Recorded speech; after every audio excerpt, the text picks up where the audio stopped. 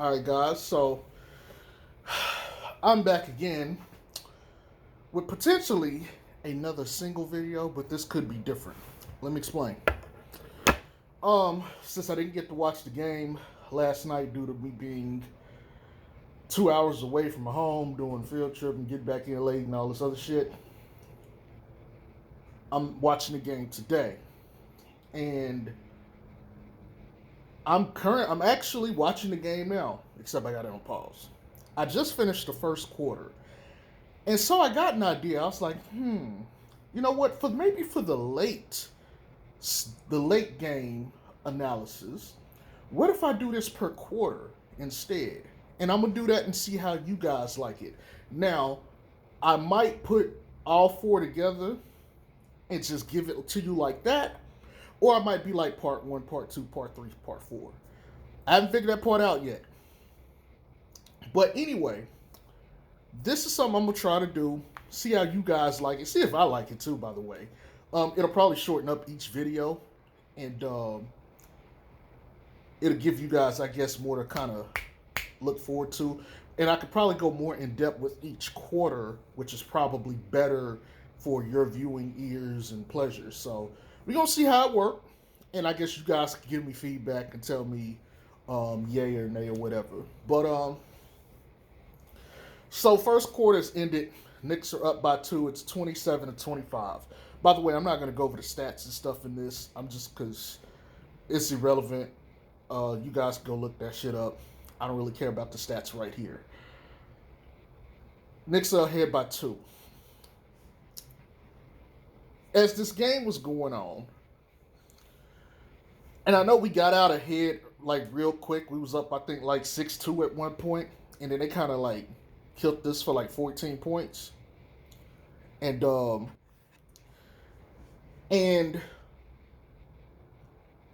some things kind of stuck out to me.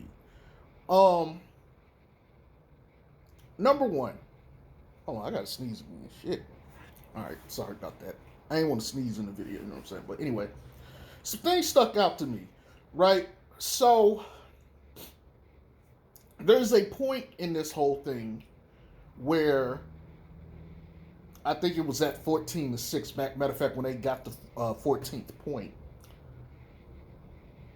Billy Donovan called a timeout, and he needed to. But it's a couple things that stuck out. One, weak side rotation. Matter of fact, rotation period for the starters and the bench for the first quarter wasn't where it should have been. Okay, there was an execution problem there, and it showed up and it started causing them problems. But then when they did start playing well, it was because they were rotating very well too. That was number one. Number two, pick and roll defense was horrendous. Okay, it was horrendous.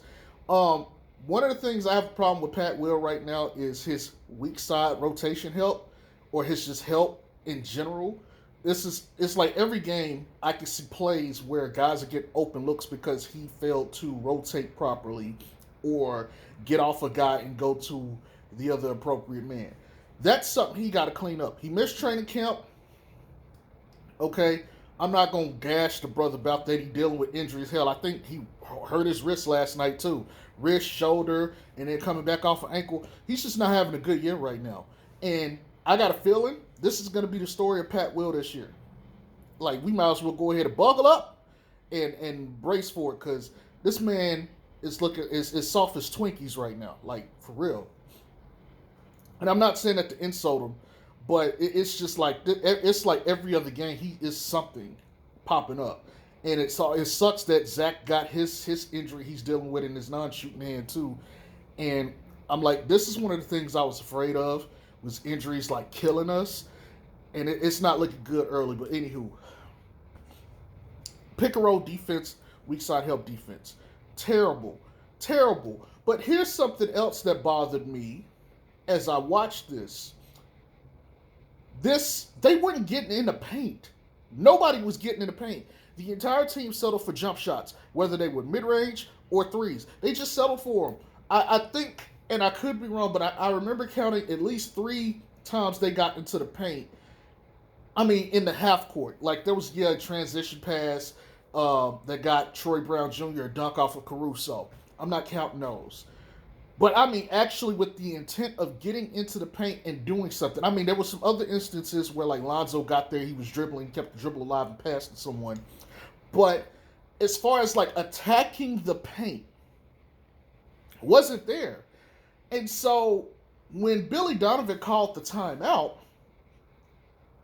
one of the things I noticed is they stopped selling for jump shot, long threes and twos, and tried to actually get closer to the rim and attack. Now, they still took a couple shots, but it was a much balanced floor attack instead of, okay, we can't get in there. And I don't know if it was just they were scared of Mitchell Robinson or what, but they just were like, okay, I'll take this. I'll take the mid-range. You're going to give me all the space, I'll take it. I understand taking what the defense gives you, but sometimes you have to force the issue too. Sometimes you have to force them to respect you. And what they did was they just made it easier for New York to choke them out. So Billy Donovan calls timeout. They proceed, first play, DeMar gets the ball, attacks. I think the next play, DeMar got the ball in transition and did the Euro step and got to the basket. And I think Vooch or Zach took a shot, a three or something, and missed it. Then they got like another mid-range. Basically, they started flowing, and then they came up, and I believe it was like 16-14 or something like that. And tied of the game changed. And so New York has to come out, and they have to make their adjustments. And so they start making adjustments by this time the bench is in, and the bench is playing against the starters, our bench versus their starters.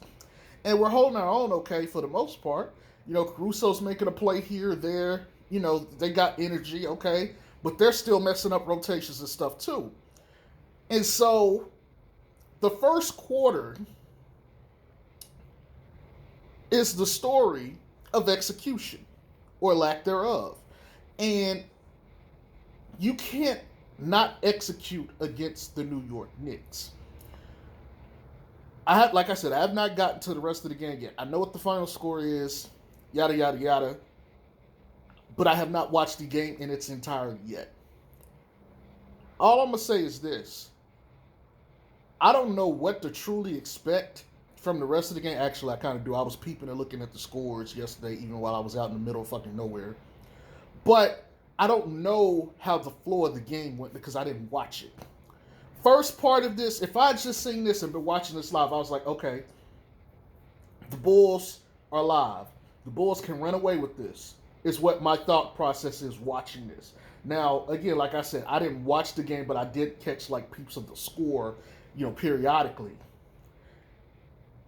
But watching this, I'm sitting there like, okay, they blitzed them. And then the Chicago Bulls defense rallied, set itself, and blitzed them back. Okay, what does that tell me? Bulls can score on them. Bulls can stop them. Okay, so, and vice versa. The Knicks naturally, though, had the advantage at first. They're the ones that punched first.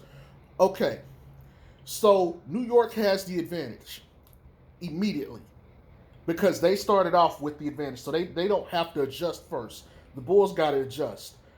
Tells me a lot.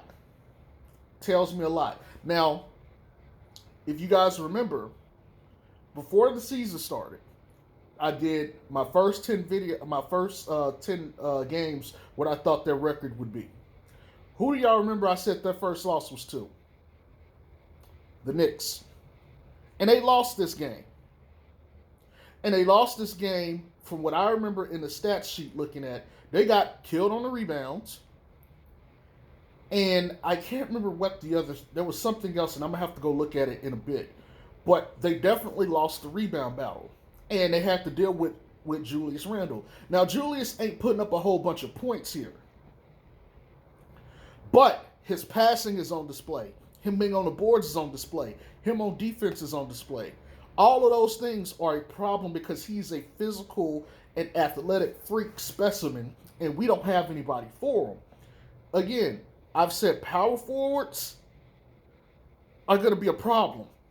Now, again, like I said, I haven't seen the rest of the game. As soon as I finish recording this, we're starting the second quarter.